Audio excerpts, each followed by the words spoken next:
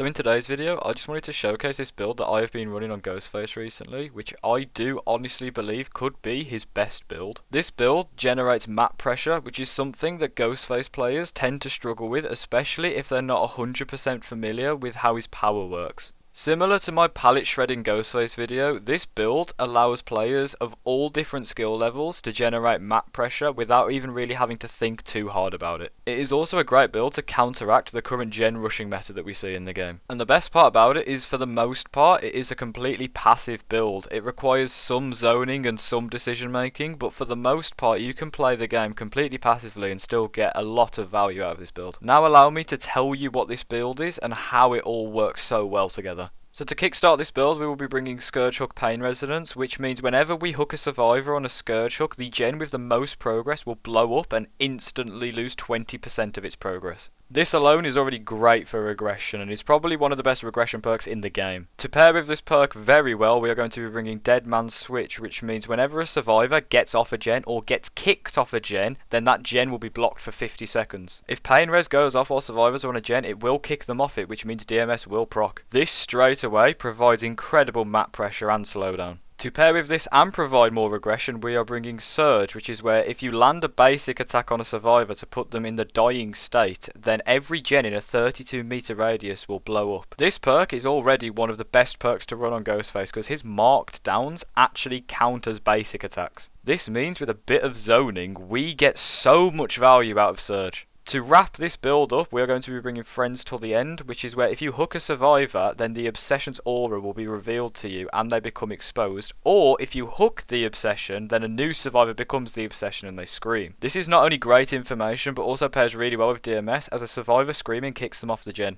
And finally, for our add-ons, we're going to be bringing two very standard add-ons, one of which being Wally's Matchbook, which decreases the Night Shroud recovery time by 3 seconds. And of course, for our last add-on, we will bring the Drop Leg Knife Sheath, which means whenever we mark a survivor, we get 10% haste for 5 seconds. This build is incredibly strong and incredibly fun, so without further ado, let's get into a game.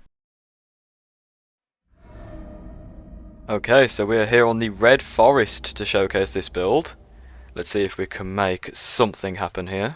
Now this build has definitely become one of the builds that I use on Ghostface the most, just in terms of how strong it is really and how well it pairs with his kit. So here we've got some survivors on this gen. Lara won't see me coming, so we'll full stalk her. And we'll straight away get some surge value out of that. So instantly getting the hook there. And we'll go straight on this Steve. DMS pops over there on that gen, Frenzy's on that Renato, which is actually something we might try and capitalise off. We'll get the M1 on the Steve, and then we will break this pallet, but we are going to leave this Steve and see what we can make happen elsewhere. So someone is on this gen, but they are going to see me, which is fine. I'm just after the stalk at the minute, really. Okay, so it's the Yui there. We can get a bit more out of her, I'd love that. In fact, I might be able to full her here. She's running around in this loop. So we get the Drop Leg Knife Sheath. I still don't think I'll make it, but we'll try. No, just short, just short. So this is kind of also going to be an indication of like how I play Ghostface. I don't tend to commit to chases and things like that unless I know that I'm going to get the down secured, something like that. I like to build the pressure, a bit like I've got right now. Is that conviction or is that plot twist? I think that's plot twist. Because I hadn't downed her. No, she got off hook, so that is plot twist. Interesting. But this is the kind of pressure I like to build on Ghostface. Ghostface, in my opinion, is one of the only killers where you can have somebody basically down a health state and they don't know about it. So DMS has popped over here, so I know there's someone around here. I've just heard the reveal sounds, so we are gonna just it's the Ellen right there. Get her 99 and we'll leave her. But that's the kind of thing I mean. If you have someone 99 to the point where all you have to do is press right click twice, like literally click right click twice, once to get into your power and once to finish the 99. A bit like that Ellen is right now, close enough. That means that that Ellen is basically down on an injury state and she doesn't even know it. So I like to capitalise off that by using that as my way to kind of build pressure. So it's a sprint burst play from the Steve. So now we've got Yui injured. This Steve is injured. I don't make that, I should never have swung there. This Steve is injured. The Yui is injured. Oh, the Yui is no longer injured. But the Ellen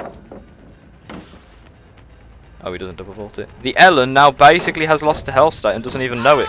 So we get more surge value out of that there. And we are going to have to start using these pain res hooks, to be honest. But this might be one of those zones. Has he tried to zone me here? Okay, well, he's tried to, but I don't think he's done a very good job. Boil over, and yeah, that would have been fine, but no boil over. That doesn't really do much. So now we get this pain res hook, which should... There we go. And the Lara is my friends till the end. So that Leith does save her there. Can we get the hit in before the exposed runs out? Oh, well. No, we can't. That gen did also get DMS'd, which I always like. Let's go for the swing there.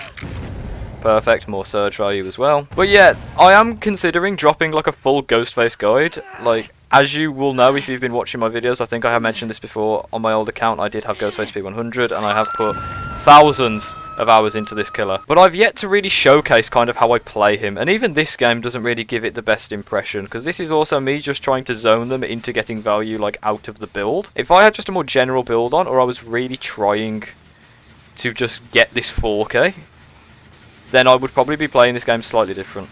I have a lot of pressure here, and they don't even know it, because I've got an injured Lara, and I have 2 people 99, which means that all I have to do is right-click and swing at them once, and they're gone.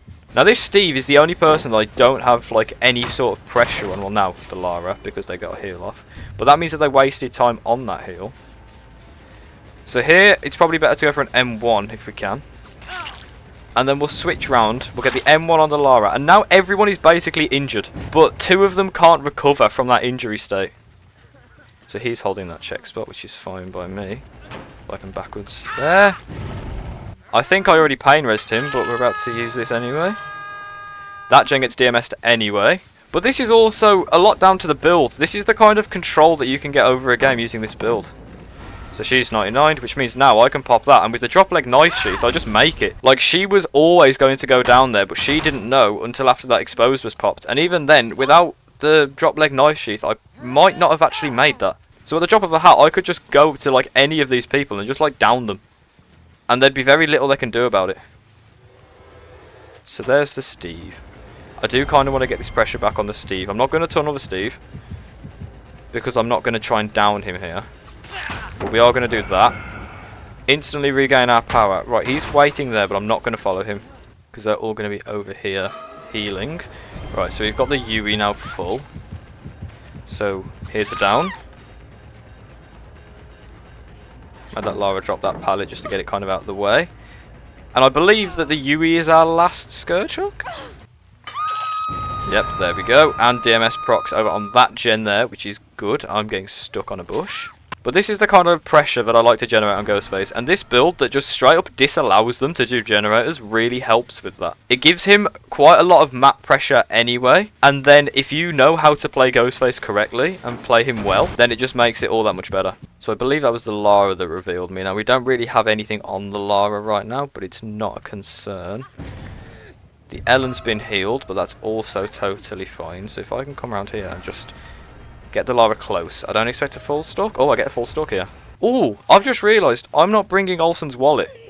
I thought Olsen's wallet was on this build. So this build works even better with Olsen's wallet, by the way, which is Ghostface add-on, where whenever you break a pallet, you instantly get your power back. Which I thought I had on this preset, but I guess not. So we're just going to 99 both of these. But we hope they're not following each other, which I don't think they are, because we don't want to full both of them. Okay, so she reveals me here, which is where Olsen's wallet maybe might have been nice if we can get to a pallet. Oh, but then she sacrificed this Ellen. We make that. If I can get to drop shack, that would be great. So she thinks that she knows the kind of game plan here, because she does. She knows that I'm waiting for the 99 at this point. So if I can get to just drop shack here. There we go, perfect. Is she going to try and play me at this pallet? Yep, we'll just shred through it. I'm being really cautious with when we pop this, because I do just want to be able to down her. So we'll do that full, and then we down her there. Not sure if this U is on death hook or not, but we're about to find out. If I can ever find my way out of here. I hate coming down here for the reason that I don't know how to get out. Never mind. Is she on death hook? She was. Okay, perfect. One of these days, I'll learn how to get out of the bottom of Red Forest. You'd think I know by now. So now we have a 99 on the Steve, but we do not have anything on the Ellen. But that's fine, because at this point, this game, it would be extremely difficult to come back unless they had 99 like every gen here, which they haven't done. My lag also this game has been tremendous. Like, I've been going in and out of really quite high latency issues. Someone's here. It's the Steve, so we just get the stalk on him and down him straight away. Now, I know Steve's on Death Hook, but I'm not too concerned about slugging for a 4K. You know, I don't often slug for 4Ks. It doesn't really matter all that much to me.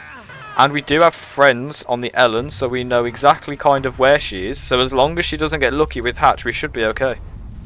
Oh, she's going to jump straight in that locker. I can kind of play it off like I don't know where she is. There we go. And with that, it's perfect. We won't end with the Mori. We won't make her suffer to watch through that. We'll just hook her. But yeah, that's the build. Kind of how the build works. Kind of how it looks in a game. And how it looks when you play Ghostface in a way to apply pressure. If you can apply the subtle pressure and then pair it with the pressure you get from this build, as you can see, it does a really, really quite a good job.